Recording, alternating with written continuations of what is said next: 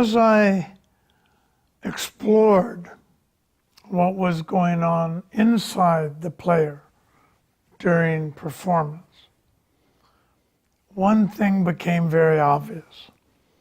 There was an inner dialogue going on. There was a voice in the head reminiscent of my voice, giving instructions to the player, the shoulds, the shouldn'ts, the criticisms, the feedback. And on the part of the player, there was an effort to not be judged. There was a fear of judgment.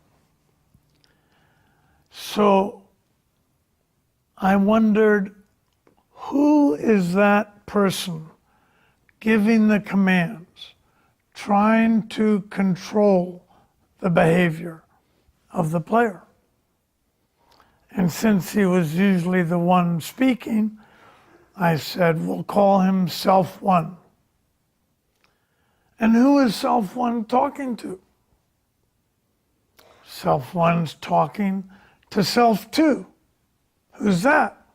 That's the one that has to run across the court to where the ball is going to land, give 1,000 instructions to different muscle groups about when to get the racket back, how to meet it in the exact place that will send it in the direction intended, taking into account the wind and the position of the opponent.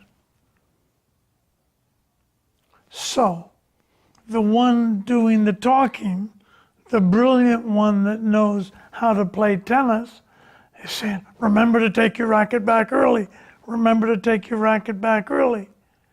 It's a 10-cent computer telling $1 billion computer how to hit the tennis ball. You won't see any child learning to walk or ride a bicycle trying to control his learning through conscious instructions. He does it by feel. He does it by what works and doesn't work. And he learns very rapidly. I began to realize that the part of the brain that coordinates the body movement, that gives all these instructions at the perfect time to different muscle groups, doesn't understand English. It's the cerebellum. It gets its intelligence from something other than language.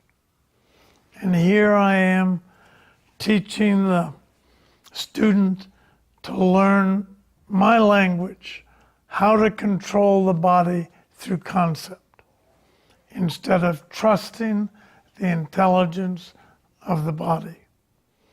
So that was my first big lesson in the inner game.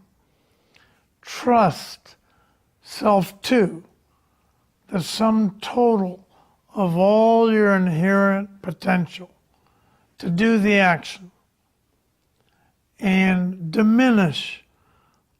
Don't listen to the commanding sergeant-like voice of Self One who wants to be the controller and get the credit for the shot. That's simple. Let Self Two hit the ball. And when it did, there was no extra tightness, no matter what the level of the player. The stroke looked natural, looked fluid, and actually very soon found the strokes that felt good to them at their level of development and worked. Those two factors were the factors that governed Self Two.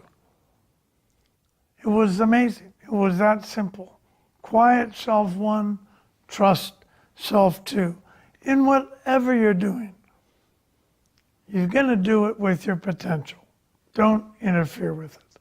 And not only was the performance better, but learning was happening naturally.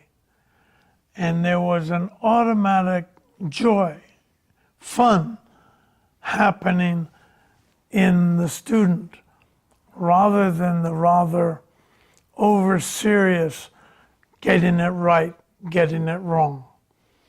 So it was really like a different self, more like a child learning, but with adult capabilities.